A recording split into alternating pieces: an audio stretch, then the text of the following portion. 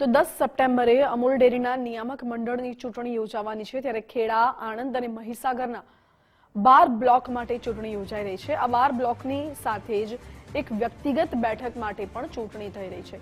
ભાજપે તમામ 12 બ્લોક માટે ઉમેદવાર તો જાહેર કર્યા છે, જોકે 4 ઉમેદવારની સાથે એક વ્યક્તિગત ઉમેદવારે પણ ફોર્મ ભર્યું છે। બાકી રહેલી 8 બેઠકોના ઉમેદવારો આજે નામાંકન ભરવાના છે। આણંદના ખાનગી પાર્ટી પ્લોટમાં સભાસદો સાથે આજે બેઠક પણ યોજાવાની છે। ભાજપના અલગ અલગ બ્લોકના સભાસદો સાથે બેઠક યોજાઈ શકે છે। કોંગ્રેસના ઉમેદવારો પણ આજે ચૂંટણીના ફોર્મ ભરશે। અગાઉ કોંગ્રેસના 4 ઉમેદવાર ઉમેદવારી નોંધાવી ચૂક્યા છે। ઠાસરા બ્લોક પર મહિલા ઉમેદવાર બિનહરીફ થાય તેવી પણ શક્યતા અત્યારે દેખાઈ રહી છે। જોકે મહિલા ઉમેદવાર પ્રિયાબેન પરમાર બિનહરીફ થઈ શકે છે। પ્રિયાબેન અમૂલ ડેરીના પૂર્વ ચેરમેન રામસિંહ પરમારના પૌત્ર વધુ છે। પ્રિયાબેન ઠાસરાના ધારાસભ્ય યોગેન્દ્રસિંહ પરમારના પુત્રવધુ છે।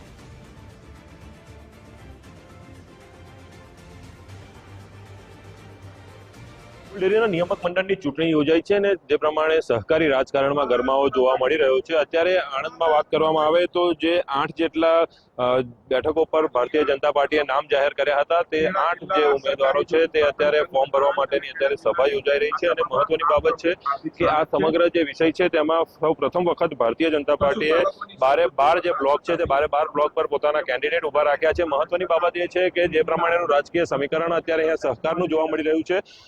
ઠાસરા જે બેઠક છે, ઠાસરા બેઠક ઉપરથી જે પ્રિયાબેન પરમાર છે તેમનું નામની જાહેરાત થઈ છે કે જેઓ અગાઉ જે પ્રમાણે રામસિંહભાઈ પરમાર જે અહીંયાના ચેરમેન રહી ચૂક્યા છે લાંબા સમય સુધી અમૂલના, તેમના પૌત્ર વધુ છે અને તેમના પુત્ર યોગેન્દ્ર પરમાર જે છે તેમના પુત્ર વધુ છે, તેઓના નામની જાહેરાત થઈ છે। પરંતુ જે પ્રકારેનું સમીકરણ હાલ જે બેઠક પર જોવા મળી રહ્યું છે ત્યાં સ્પષ્ટપણે એક વસ્તુ બહુ જ સમજી શકાય તેવું છે કે ત્યાંની જે બેઠક છે તે બિનહરીફ જાહેર થાય, એટલે કે 12 બેઠકો જે છે બ્લોકની તેમાંથી ઠાસરા બેઠક પર બિનહરીફ જે છે આ જે પ્રિયાબેનની પસંદગી થઈ શકે તેવી શક્યતાઓ જોવા મળી રહી છે। તે પ્રકારની માહિતી ગુજરાત ફર્સ્ટ પાસે આવી છે। મહત્વની બાબત છે કે જે પ્રમાણે અત્યારે આ સમગ્ર ફોર્મ ભરવાની પ્રક્રિયા શરૂ કરવામાં આવી છે, ત્યારે ભારતીય જનતા પાર્ટીએ અગાઉ 4 ઉમેદવારોને નામની યાદી જેમાં પ્રસિદ્ધ કરી હતી તેમાં પ્રિયાબેનનો સમાવેશ થતો હતો અને ત્યારબાદ જે પ્રમાણે વધેલી જે 8 બેઠકો છે તેમાં પહેલા 7 બેઠકો અને ગત મોડી રાત્રે બોરસદ બેઠક પરથી ગુલાબસિંહ પડિયાનું નામ પણ જાહેર કરવામાં આવ્યું છે। એટલે કે કહી શકાય કે જે પ્રમાણેની એક ચોક્કસ રણનીતિ સાથે ભારતીય જનતા પાર્ટીના જાહેર કરાયેલા નામના જે ઉમેદવારો છે તે અત્યારે